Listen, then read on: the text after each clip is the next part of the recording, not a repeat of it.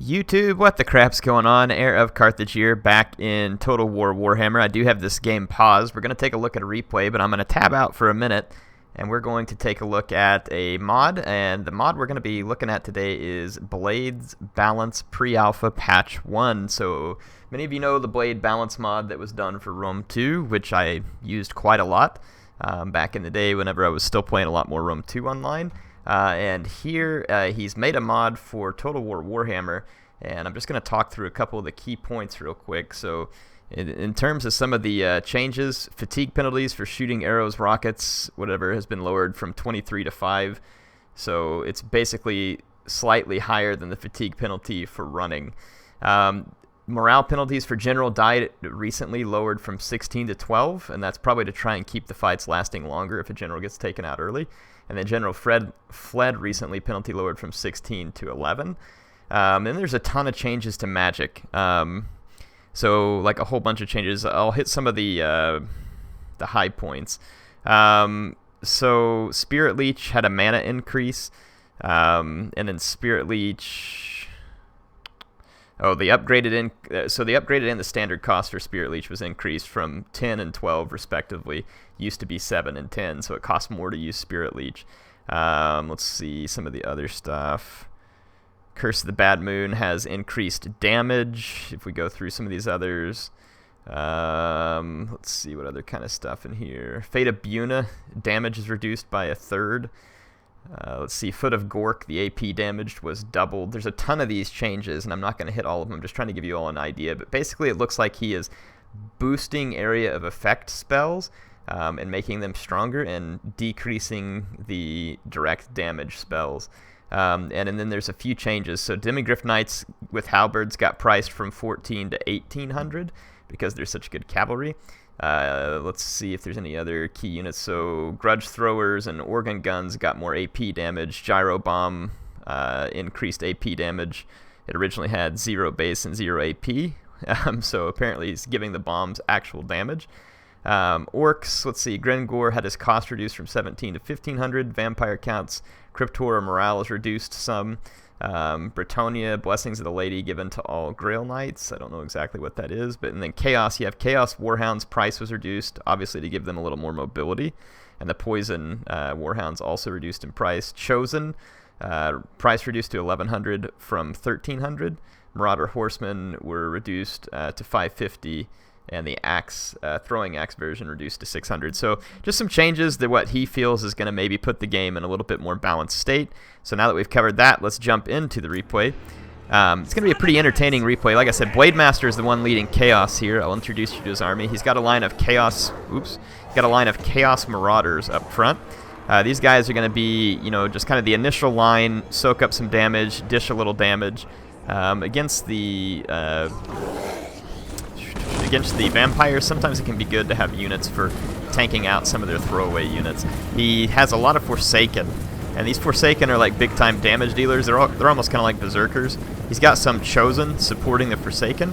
His general is going to be Kolek Suneater, and then out on the flanks, he's got some Chosen with halberds on each flank.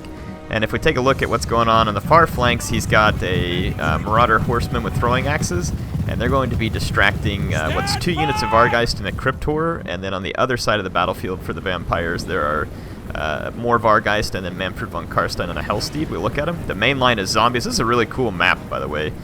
Very pretty looking map. Very grotesque looking, I guess I should say. It's a vampire map. It looks really cool. The swamps and everything.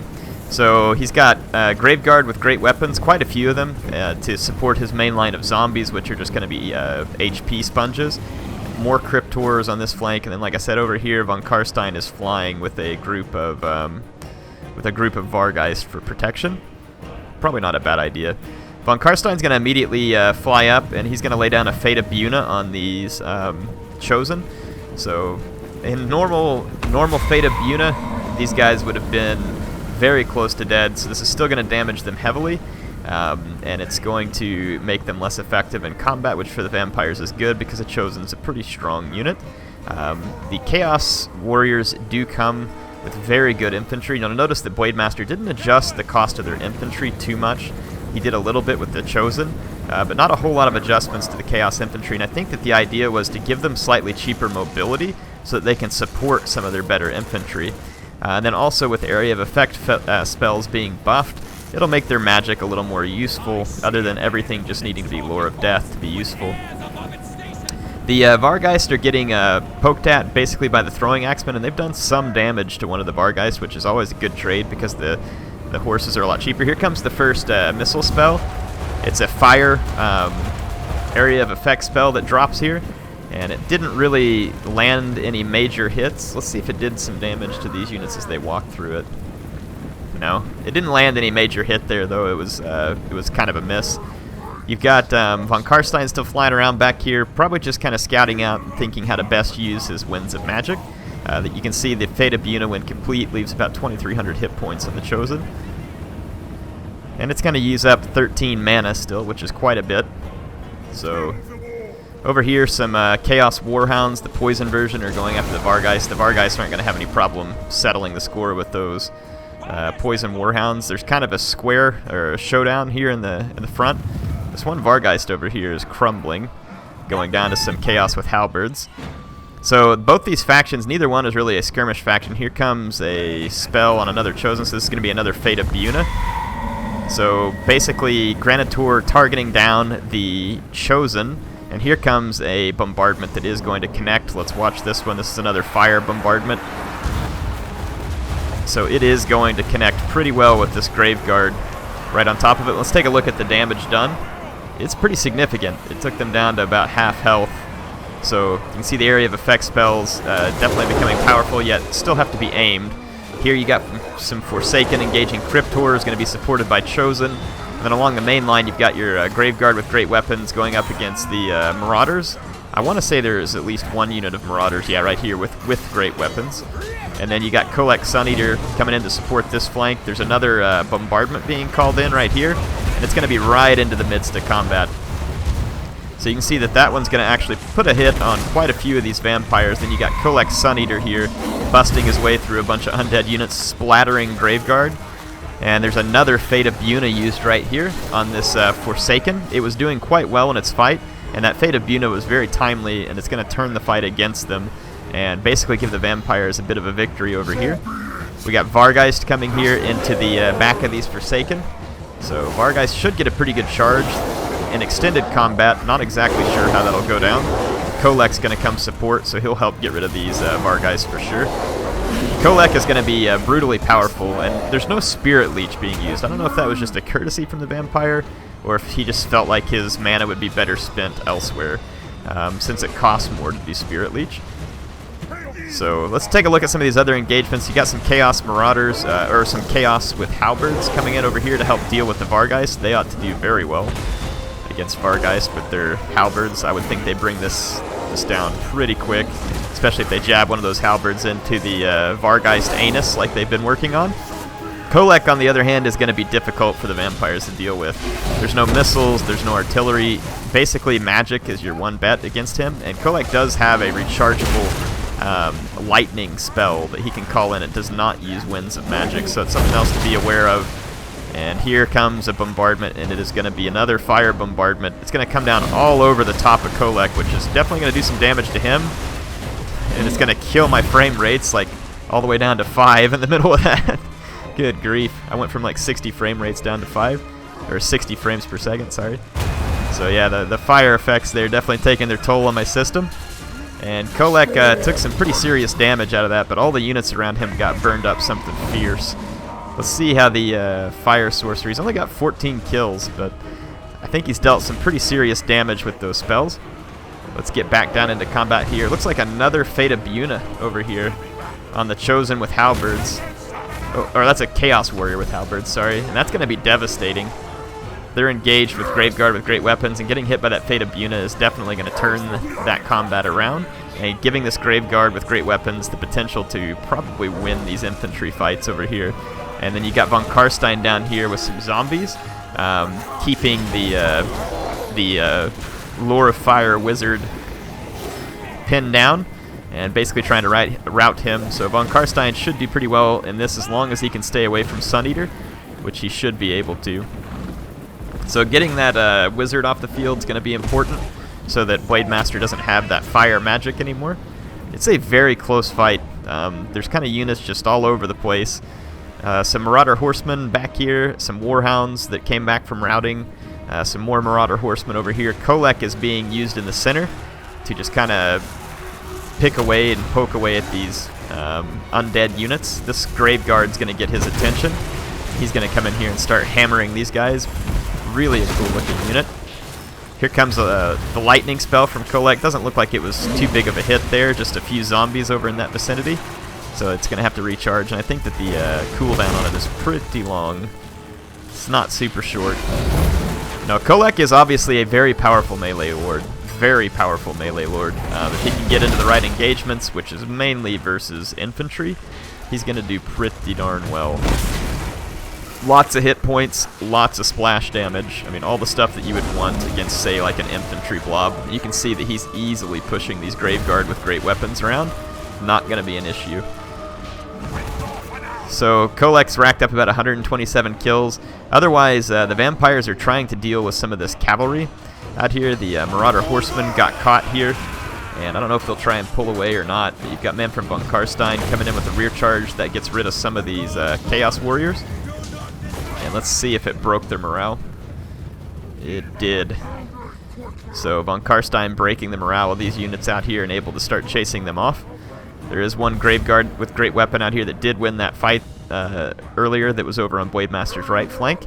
So Kolek is the main good unit left for Chaos. Very little left for the vampires. So let's see how they manage to handle this. You can see the power bar is actually against Blademaster right now, even though he has Kolek and far more units left on the battlefield. So it's apparently feeling like the vampires have the edge, and we'll see if that is indeed the case. A few zombies over here just tying down Kolek. That's not going to hurt the vampires. It's going to give them time to take care of business over here. This Marauder Horseman is running away. It's still broken, and it looks like he's trying to chase it clean off the battlefield so that it doesn't come back from routing. And that's probably a smart move by the vampires to try and consolidate the battlefield. Got some crumbling Grave Guard here because of damage sustained, so these guys will eventually disappear. And then this Grave Guard here is stable. And it looks like the last of the vampires mopped up there in the center. And the cavalry did come back, but the vampires have given up the chase. Let's see what Von Karstein's up to. So now the balance bar is closer to even.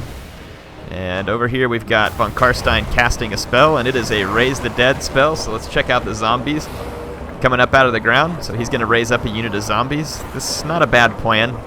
I mean, he could have used his magic to do direct damage or something, but if he didn't have enough, I want to say that Raise the Dead's fairly inexpensive on its cost.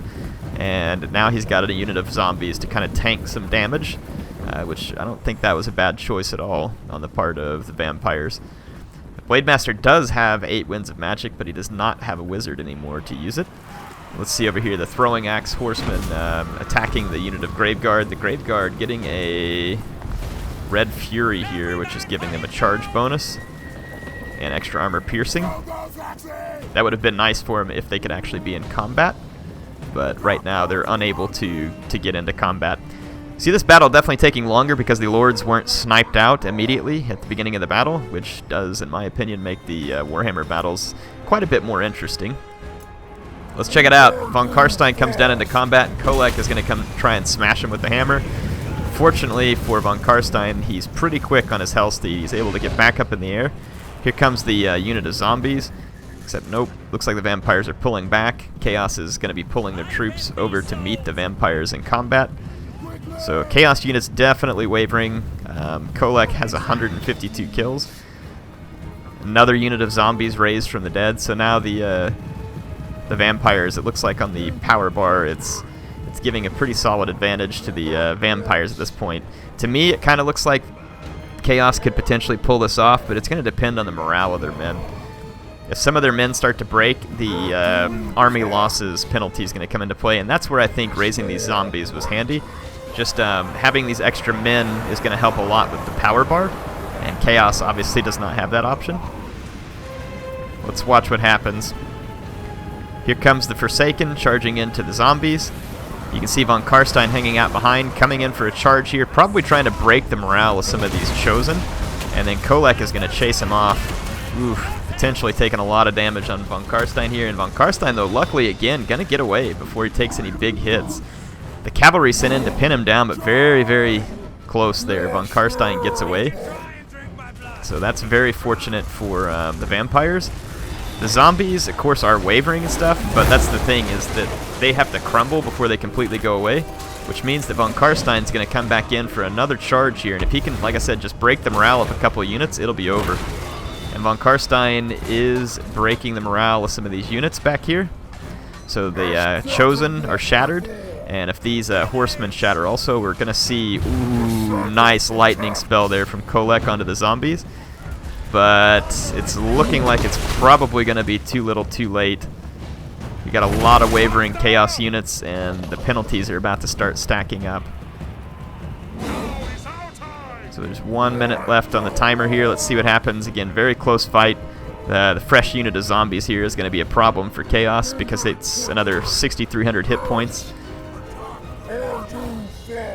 Kolek is using some of his abilities to move around faster and do more damage. Definitely not a bad plan. And again, this is looking very, very close here. But I think another couple of chaos units gets routed. It's going to turn the whole battle against him. Von Karstein is coming after this Marauder Horseman, trying to chase it off the battlefield. They're getting some throwing axes in on him, which isn't going to hurt anything for him, for chaos. Let's see what happens here. Very close fight. Sun Eater here in the center.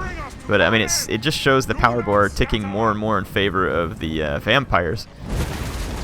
So Von Karstein's going to come in and get a nice hit on Kolek Sun Eater right there. And that's going to take the damage up pretty high on Kolek, and it's just enough to tip the scales. Apparently, Kolek must have just shattered there. And just very, very close battle between the vampires and chaos here. So pretty cool one. If you all want to check out the Blade Balance mod, go into the Steam Workshop, search for Blade Balance, and it'll pull up two mods. One says old version, and one says Balance Pre-Alpha Patch 1. You can download that one and, you know, play it in multiplayer against your friends. I'm sure Blademaster may have a group of people to get together if you want to try it.